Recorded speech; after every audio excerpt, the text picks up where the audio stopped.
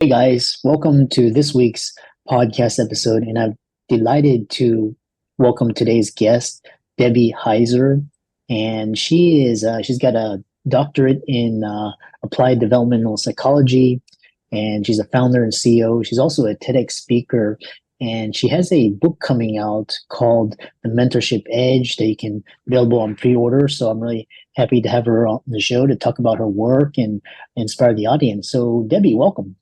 Thank you for having me. It's a pleasure to be here. Yeah. So I said, I know we talked about, our audience niche. And so start off by talking about your company and what you do and how the audience can benefit from your expertise. Oh, sure. I'd love to talk about the Mentor Project. We are an organization, a nonprofit that was founded 5 years ago because we found that mentors have a hard time finding mentees, particularly those who are the top 1% of their fields. So it was something that no one thought about. And it just happened to occur by happenstance from me talking to people who were really high level about mentoring. And we've now grown to, we've had over 100 mentors who've come through, from astronauts to artists and everything in between.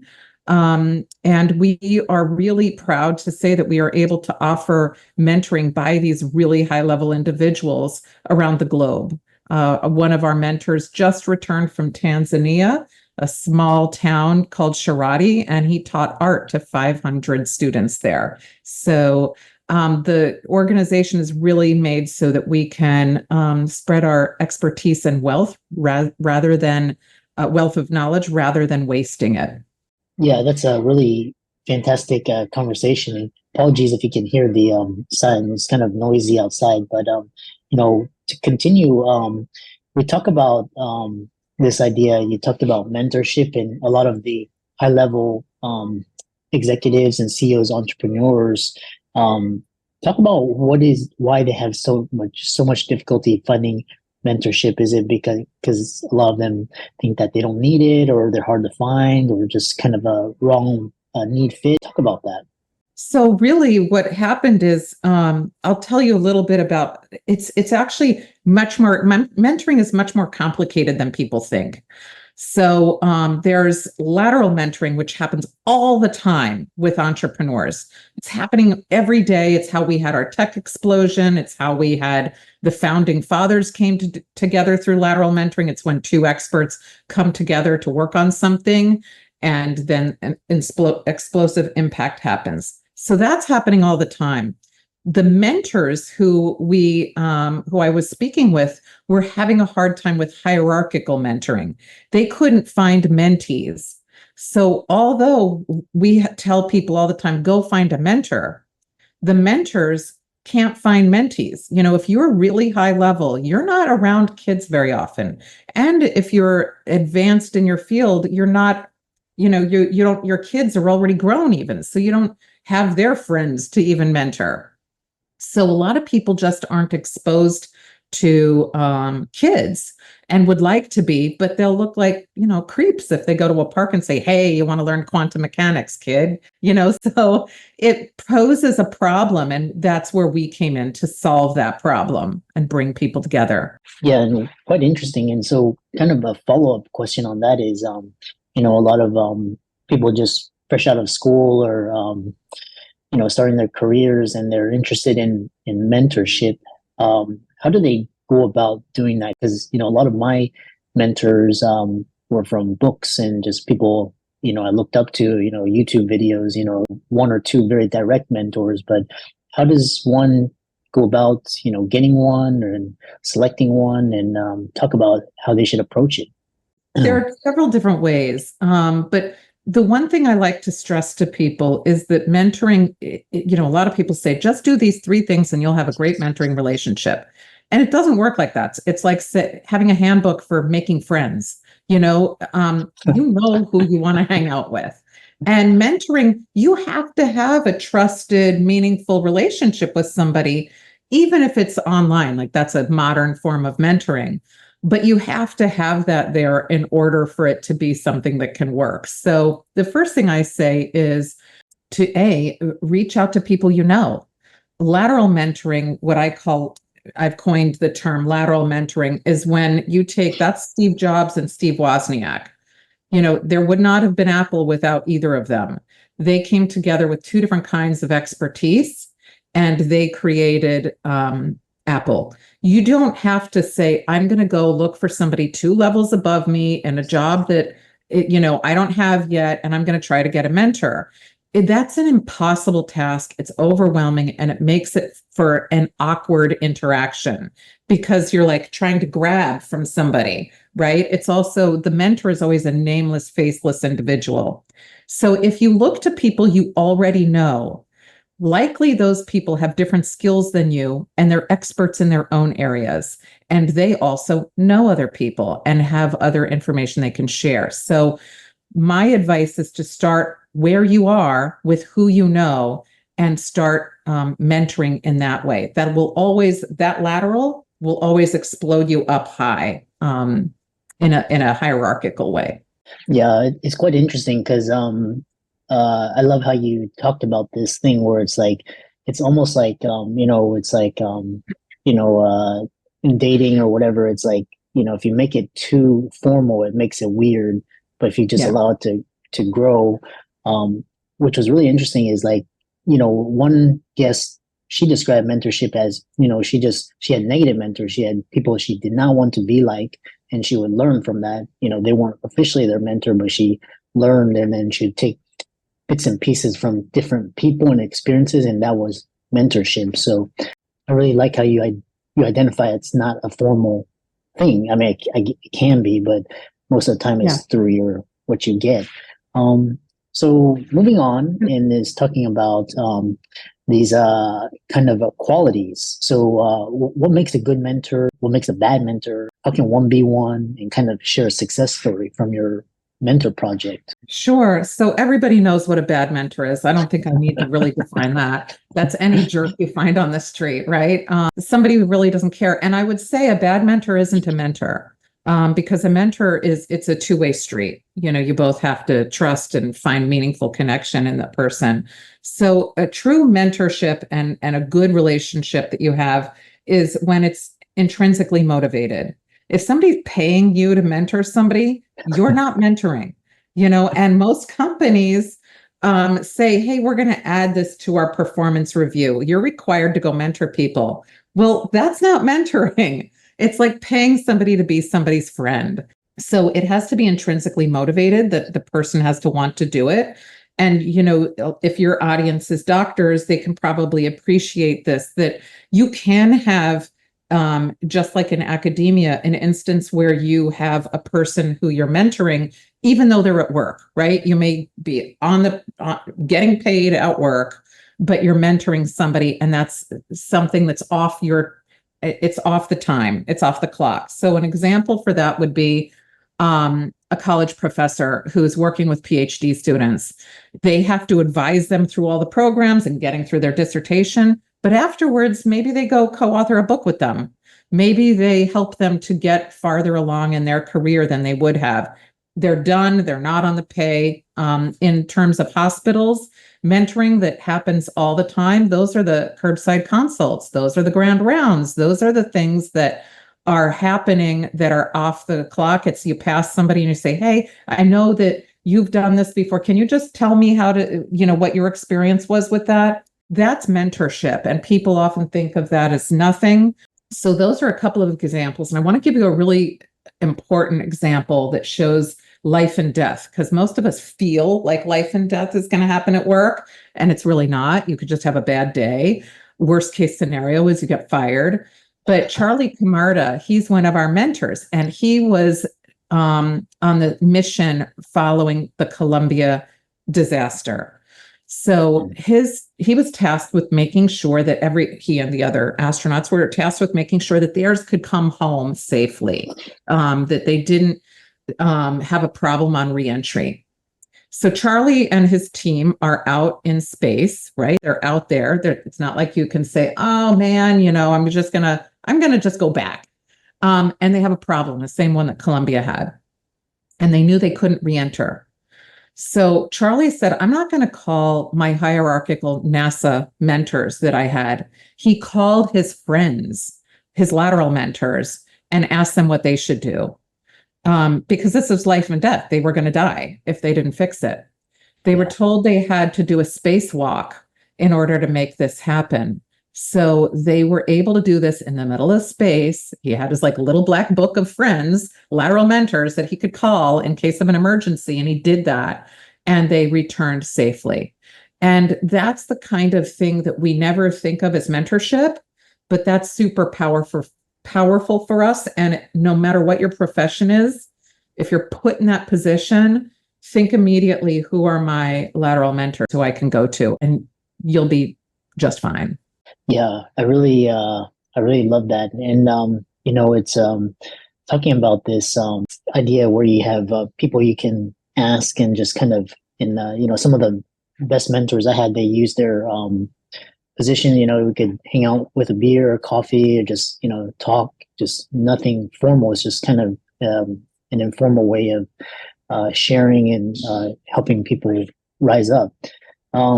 Talking about, generation, you talked about lateral. Our mentors, talk about the difference in the dynamic between older, younger mentee versus mentors, mentees that are of the same like generation. Mm-hmm. What are some of the problems, issues, how to approach it? So I've seen, mentoring happen at all ages, and age really doesn't end up being a factor. Everybody keeps saying, oh, well, we need reverse mentoring so that people who are younger can teach older people technology things. But really and truly, the main thing is expertise. So if you were really to present to me reverse mentoring, I might call that lateral mentoring, because it's really saying that two people have an expertise. One has one, the other has another. They're not the same, and you're really helping each other. So the biggest thing I see is that people think of life as hierarchical. And that's because you go to the workplace and you have a boss and you're trying to impress your boss. You never want your boss to know you don't know what you're doing. And so that's the biggest thing. So the only problem I could see in reverse mentoring is that there is pressure with somebody who is mentoring their boss in technology that it better go right. And the person better get it, and it better be something that they can find valuable. And that is something that can be an issue with mentoring, because is it truly mentoring, or are you doing it because you feel pressure because you have to? In terms of generations, though, I've seen people of all generations working together. And when you really look at it and you take some of the boundaries away, it really does help. And I'll give you an example from the book with the military. I was speaking with Lieutenant Colonel J.J. Snow. She was in the military, and she talked about how everything is very hierarchical when you're working day to day. When there's an emergency or a crisis, all those walls come down and you start getting mentorship from everybody, because you need to, just like Charlie needed to in space. He was like, I'm going to call whoever's going to save me. That's what happens in the military, right? So you go side to side. It doesn't matter age or rank at that point. You're working laterally to get mentored. So I would take out age in terms of mentoring and put more in terms of hierarchical and lateral in terms of crisis. When there's a crisis, turn to anybody and take out those boundaries. But age really isn't something that I see as an issue. It's more rank. That's what it is. Yeah, really interesting. Kind of reminds me of, my days on call in the hospital when, like there's 2 a.m. and there's this an emergency, and then there was like people you could draw upon, and just, you had your chiefs, your upper levels, and you had nurses and so your co-residents as well. So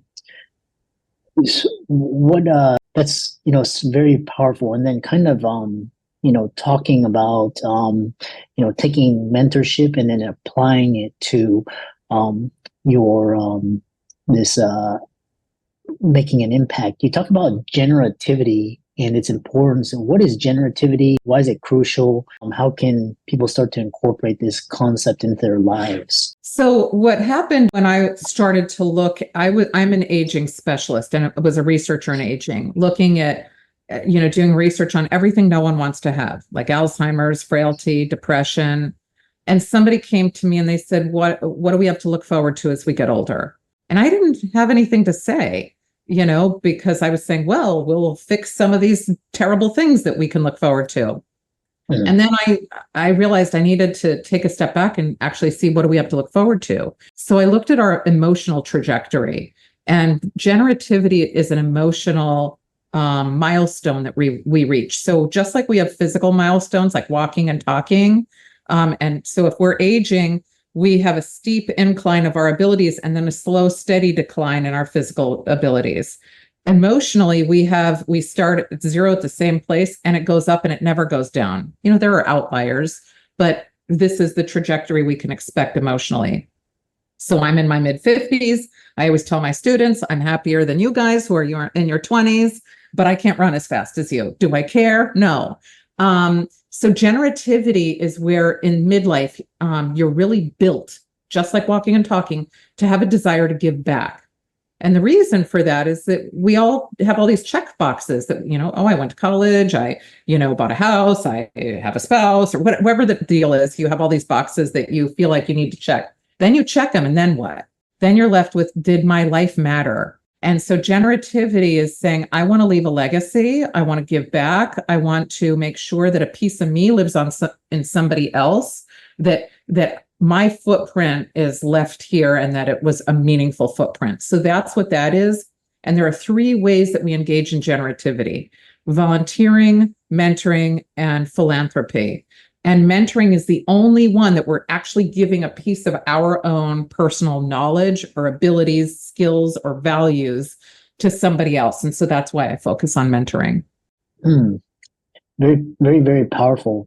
So I love this idea. Just there's like it reminds me of, because I had professors in medical school, and they were saying that private practice or running their own clinic, they could 2x, 3x their salary, but they chose academia because they were pouring into others, and they had a lot of creative freedom, and so they would take the almost quarter of what they could make and just kind of give back. And it's really reminds me of what you were talking about.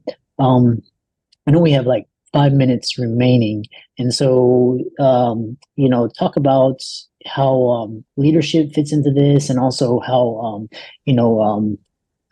coming of age. So, you have a younger, you have a middle, and then you have older generation, and how that translates into, passing the torch, leadership.